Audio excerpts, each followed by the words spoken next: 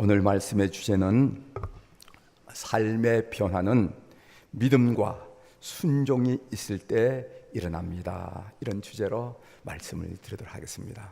오늘 여러 가지 말씀을 드리겠지만은 오늘 주제는 우리 인생의 삶의 변화는 우리에게 믿음이 있을 때 그리고 순종이 있을 때 일어난 일이다 하는 이 주제를 꼭 잡고 오늘 말씀을 함께 경청하시고 따라오시기를 바랍니다. 이전 교회를 섬길 때의 일입니다. 육군사관학교 육사 교수였던 김병하 장로님이라 하는 분이 계셨습니다.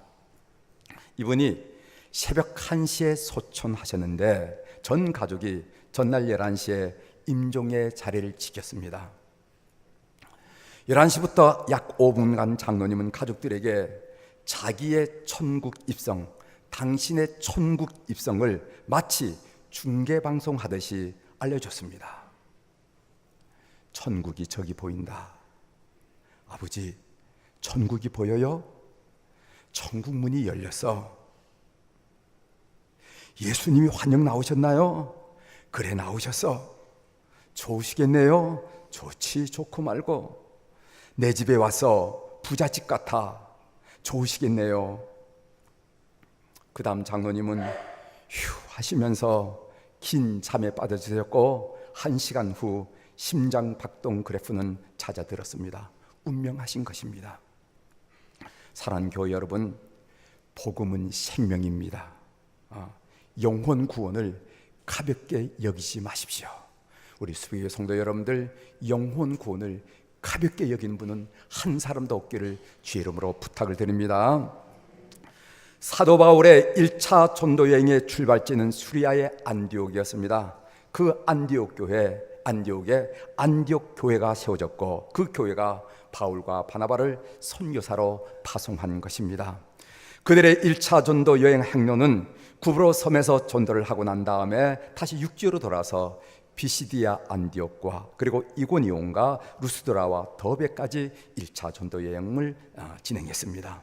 일행은 전도 여행 중에 돌에 맞아 기절한 일이 있었고 그리고 죽을 뻔한 일도 있었으며 사람들에게 핍박을 받아 쫓겨나는 일도 있었습니다.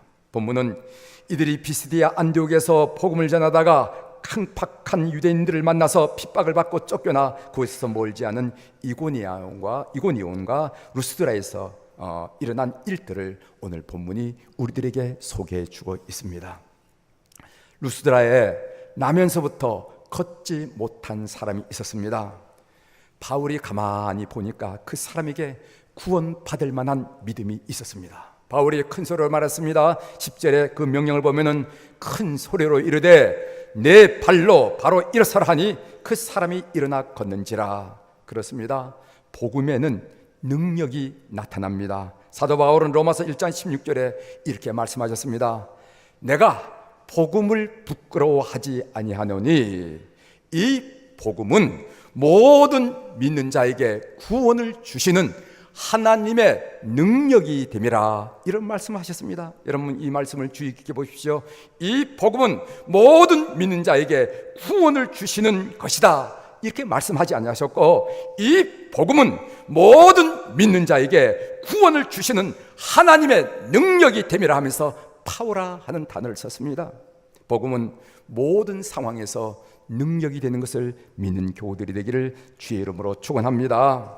가난에서도 질병에서도 절망에서도 깨어진 인간관계에서도 모든 상황에서 복음은 능력이 됩니다.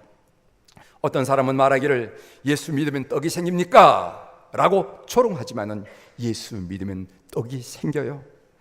복음이 선포되는 곳에는 구원의 능력이 나타납니다. 복음이 선포되는 곳에는 변화의 역사가 나타납니다. 복음이 선포되는 곳에는 고치는 역사가 일어납니다. 오늘 복음의 능력으로 나면서부터 걷지 못하던 사람이 고쳤습니다. 큰 소리로 이르되 내 발로 바로 일어서라 하니 그 사람이 일어나 걷는지라. 라고 복음의 놀라운 역사를 우리들에게 소개해 주고 있습니다. 이런 복음의 능력에 대한 반응이 오늘 본문에 보면 나와 있습니다. 여러분, 이 놀라운 표적, 기적, 복음의 능력 보면 손뼉을 치고 발을 구르면서 아멘, 아멘 하면서 그렇게 반응을 보여야 되잖아요. 근데 오늘 성경에 보면 그런 반응이 나타나지 않고 세 가지 다양한 반응이 나타나는데 그 반응을 먼저 여러분들에게 한번 소개해드리도록 하겠습니다. 첫 번째로는 짐짓 거절하고 거부하는 사람들이 있다는 겁니다. 복음의 능력이 나타났다면 아멘하고 받아들여야 할 것이 아닙니까? 그런데 그렇지 않아요. 짐짓 거절하고 거부하는 사람이 있습니다. 오늘 우리가 읽진 않았지만 사도행전 14장 5절에 보면은 이방인과 유대인과 그 관리들이 두 사도를 능욕하며 돌려치려고 달려드니, 이런 말씀이 있어요. 그 놀란 복음의 능력을 행하고 그리고 표적과 이스라엘을 그 가운데 향한 그 두 사도를 향해서 능욕하고 오히려 돌려치려고 달려든다 하고 성경이 말하고 있다는 것입니다. 그러면은 복음에 대하여 부정적인 반응을 보이는 사람은 어떤 사람들입니까? 오늘 사도행전 14장 2절을 다시 보십시오. 아주 재미있는 힌트가 나와 있습니다. 그러나 순종하지 아니하는 유대인들이라고 그 구절이 나옵니다. 이 사람들의 마음에는 불순종의 영으로 가득 차 있다는 것을 성경이 밝혀주고 있어요. 그들의 마음은 이미 비틀어져 있습니다. 그들의 마음은 이미 꼬부라져 있습니다. 무슨 일이든지 반항하는 것입니다. 무슨 일이든지 거역하는 것입니다. 무슨 일이든지 어떤 사안이든지 항상 부정적인 것이 먼저 눈에 드러나는 거예요. 그래서 어떤 좋은 얘기를 하더라도 일단 거절하고 일단 거부하고 일단 마음을 닫고 본다는 것이지요. 왜 그런지 아십니까? 그들의 마음이 불순종의 영에 지배당하고 있기 때문이라고 성경이 밝혀주고 있습니다. 두 번째로는 광신적인 사람들이, 그런 반응을 보이는 사람들이 있습니다. 오늘 표적과 기사에 몰입되어서 이성적인 판단을 못한 사람들이 있습니다. 오늘 사도행전 14장 11절에 보면은 무리가 바울이 한 이 일을 보고 루가오니아 방언으로 소리질러 이르되 신들이 사람의 형상으로 우리 가운데 내려오셨다 하여, 12절 바나바는 제우스라 하고 바울은 그 중에 말하는 자이므로 헤르메스라 하더라. 루스드라 사람들은요, 이 표적과 기사를 경험하고 바나바를 가리켜서 제우스라 이렇게 말하고, 그리고 바울은 말하는 자이었기 때문에 헤르메스라 이렇게 불렀다는 것이죠. 이 헤르메스는 제우스 신의 대변입니다. 로마식으로 표현한다면 머큐리죠. 머큐리. 광신적인 분위기가 나타나지 않습니까? 이런 일에 대해서 이게 뭘까라고 생각하는 것보다도 무조건 무슨 신이 내렸다고 이렇게 반응을 보이는 걸 통해서 우리가 그런 느낌을 받습니다. 지금도 그런 경우가 있을 수 있습니다. 뭐 좀 신유 은사가 있다고 하면은요, 하나님의 사촌 정도가 오신 곳으로 향한 사람이 있어요. 여러분 잘 들으십시오. 신앙 생활을 할 때 이성적 사고가 부족하면은 광신적이 되기 쉬워요. 그리고 성경에 대한 이해가 부족하면은 미신이 되기 쉽습니다. 꼭 예수를 믿긴 믿는데 꼭 무당 믿듯이 믿는 사람이 있어요. 점쟁이 믿듯이 믿는 사람이 있단 말이죠. 이거는 성경에 대한 이해가 부족하기 때문에 그랬어요. 체험에 대한 체험과 이해가 없으면 무기력하게 됩니다. 하나님을 만난 체험, 하나님이 우리 삶에 일으킨 일하심에 대한 체험이 없으면요, 말은 잘하는데 능력이 없어. 무기력하게 돼요. 그리고 기독교 전통에 대한 신학적 이해가 부족하면 이단에 빠지기 쉽습니다. 여러분 이단들이 다 신약 구약 들고 나오는 거 아니겠어요? 그런데 기독교 전통에 대한 이해를 갖지 않으면요, 이단에 빠지기 쉽다는 겁니다. 그래서 건강하고 건전한 신앙은 하나님의 말씀, 그리고 기독교 전통, 그리고 체험, 이성, 이 네 요소가 조화롭게 받쳐줘야만 그 사람이 건강하고 건전한 신앙생활을 했다는 거예요. 이것이 존 웨슬레 우리 감리교 창시자가 가르쳐준 가르침이에요. 그러니까 교우들은 아무데나 발을 들여놓으면 안 됩니다. 아이고 어디 갔다니까 뭔 역사가 일어난다 이래서 탁 발을 들여놓으면 안 되는 거예요. 신앙생활은 그렇게 간단하지 않다는 것을 아시고 훈련을 잘 받은 목회자의 지도를 받는 여러분들이 되기를 부탁드립니다.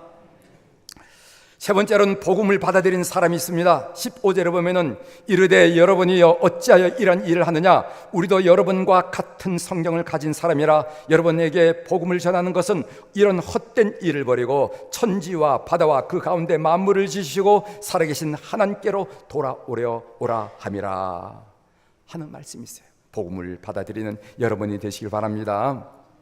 마태복음 5장 3절에 보면은 심령이 가난한 자는 복이 있나니 천국이 그들의 것이며 하면서 산상수훈, 우리 주님이 말씀하신 산상수훈의 첫 번째 말씀이 있잖아요. 여기서 가난하다 하는 말이 헬라어로 말하면 푸토코스라 하는 말인데, 심령이 가난하다, 심령이 가난하다는 말은 무슨 말이냐 하면은 우리가 하나님 앞에서 영혼의 파산을 선고하고 할 수 없는 죄인임을 인정하는 것을 보고 심령이 가난하다고 얘기하는 겁니다. 영혼의 파산을 선고하고 나는 아무것도 할 수 없는 죄인입니다. 심령이 가난한 사람은 구원에 관하여 0.00001%도 자신의 공로가 없다고 부인하고 할 수 있는 일이 전혀 없음을 고백하고 오로지 하나님의 도우심만을 갈망하는 사람을 보고 심령이 가난한 자라. 예수님은 이런 사람을 불행하다고 말한 것이 아니라, 가난하기 때문에 불행하다고 말씀하신 것이 아니라, 이런 사람이 참으로 복된 사람이라 행복하다라고 말했습니다. 복음을 받아들이려면 심령이 가난한 사람이 되어야 했습니다. 여러분, 복음을 받아들이는 교우들이 되길 바랍니다. 예수님은 여러분들을 위해서 죽으셨어요. 제가 본문을 묵상하면서 관심을 가진 점은 무엇인가 하면은 어떻게 나면서부터 걷지 못한 사람이 일어나게 되었는가 하는 부분이에요. 일주간 동안 본문을 읽고 또 본문을 읽고 묵상하면서 어떻게 나면서부터 걷지 못한 사람이 일어나게 되었는가, 이 점이 제 관심의 대상이었습니다. 이런 변화를 경험하면 어떤 조건을 갖춰야 되는가? 오늘 성경에 보니까 두 가지 조건을 이야기하고 있더라고요. 그 첫 번째 조건이 뭐냐면 구원받을 믿음이 있어야 이런 삶의 변화가 일어난다는 거예요. 사랑하는 교회 여러분, 삶의 변화를 갈망하는 교회 여러분, 그 첫 번째 조건이 뭐냐면 구원받을 믿음이라는 거예요. 우리 한번 읽어보겠습니다. 9절을 한번 읽어보겠습니다. 바울이 말하는 것을 듣거늘, 시작. 바울이 말하는 것을 듣거늘 바울이 주목하여 구원받을 만한 믿음이 그에게 있는 것을 보고. 아멘. 나면서부터 걷지 못한 사람에게 구원받을 만한 믿음이 있었습니다. 그런데 이 믿음이 어떻게 생겼습니까? 오늘 9절에 보면요, 바울이 말하는 것을 듣거늘 이렇게 말했어요. 여기 듣거늘이라는 표현은 주의를 기울여서 집중해서 듣는 것을 말합니다. 우리 영어로 하면 listen to 하는 거예요. listen to. 그냥 듣는 게 아니라 집중해서 듣는 거예요. 그 자리에 여러 사람이 앉아서 바울의 설교를 들었지만 특별히 나면서부터 걷지 못한 이 사람은요, 바울의 설교에 빠져들어가는 거예요. 여러분, 믿음은 어떻게 생깁니까? 내가 노력한다고 믿음이 생기는 것이 아닙니다. 애쓴다고 믿음이 생기는 것이 아닙니다.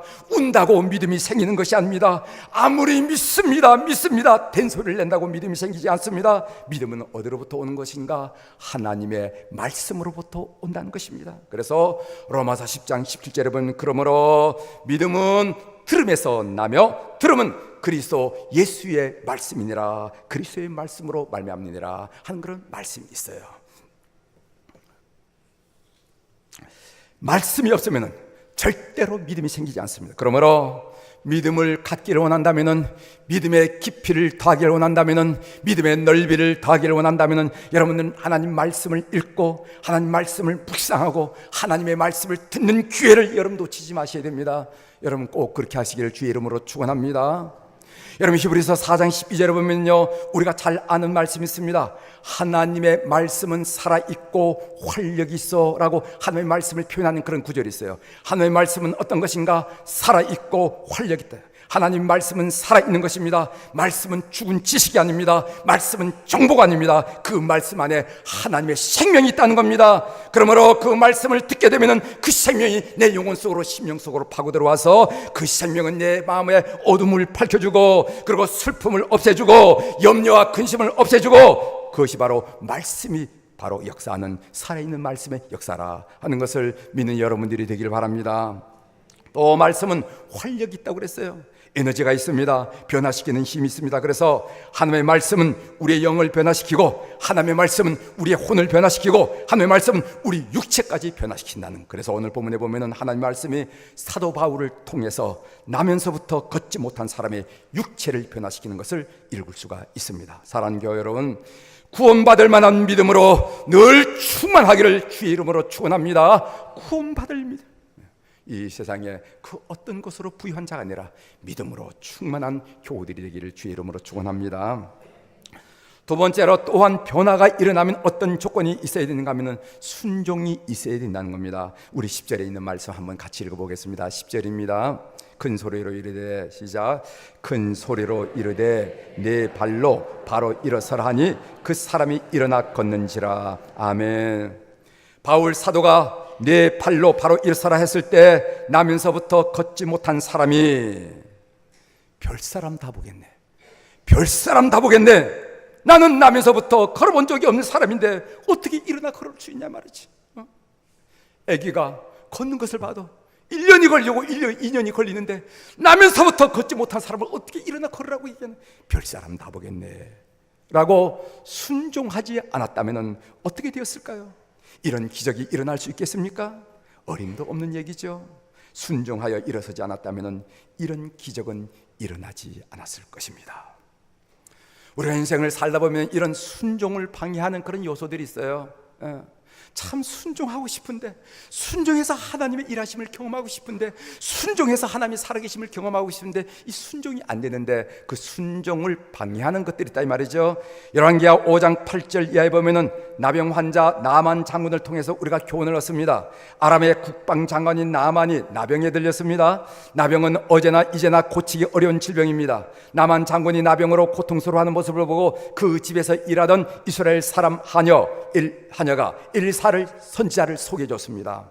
나만 장군이 엘리사 집에 당도하자 엘리사는요, 내다보지도 않고 요단강물에 7번 씻으라, 그러면 낫게 되리라, 이렇게 한마디 툭 내뱉습니다. 나만 장군이 마음이 상하여 엘리사의 말에 순종하지 않았습니다. 나만 장군이 순종하지 못하게 된 이유가 무엇입니까? 그 내용이 열왕기하 5장 11절 12절에 나와 있습니다. 제가 천천히 읽어드리겠어요.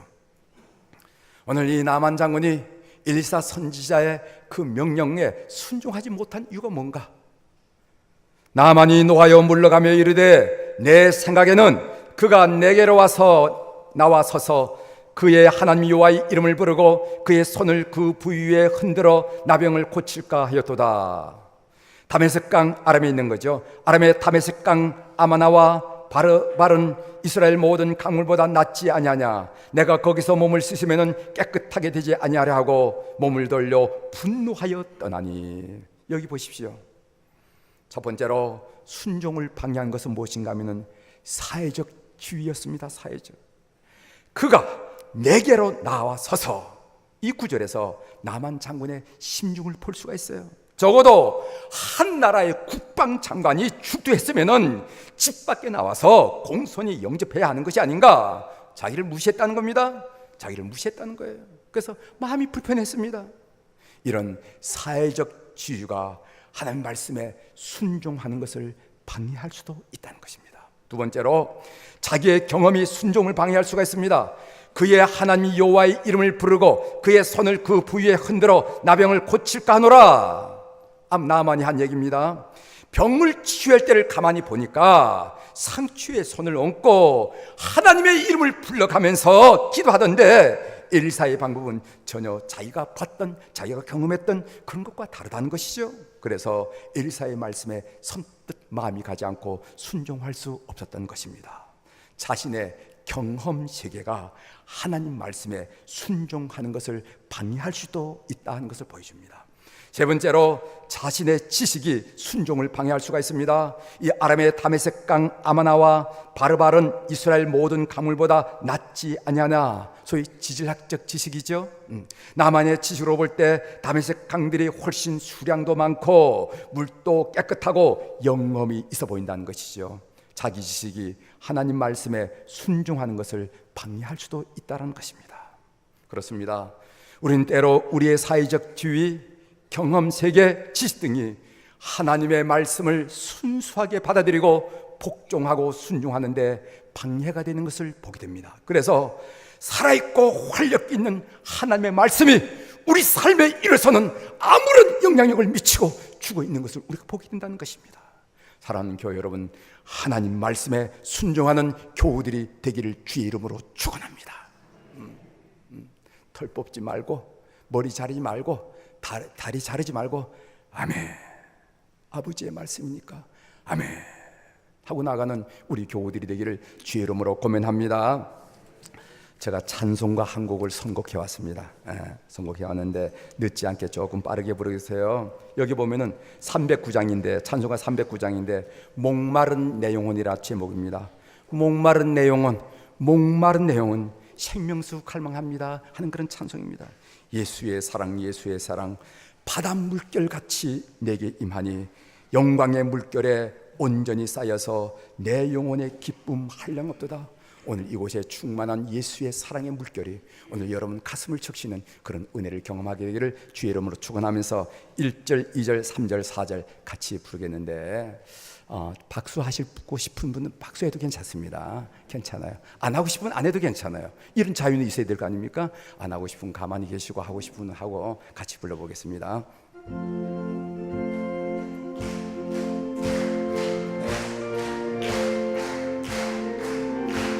목마른 내 영혼 주가 힘이 허락하 그 귀한 생명수 주여 갈망합니다. 그 약속 따라서 힘써 간구하오니 오 주여 내 기도 어서 들어주소서. 예수의 사랑 예수의 사랑 바다 물결같이 내게 임하니 영광의 물결에 온전히 쌓여서 내 영혼의 기쁨 한량없도다. 주 내게 약속한 큰 내려주시려 은혜의 저구름 건너편에 떠올라 그 귀한 징조가 내게 밝히 보이니 나 힘을 다하여 주께 간구합니다.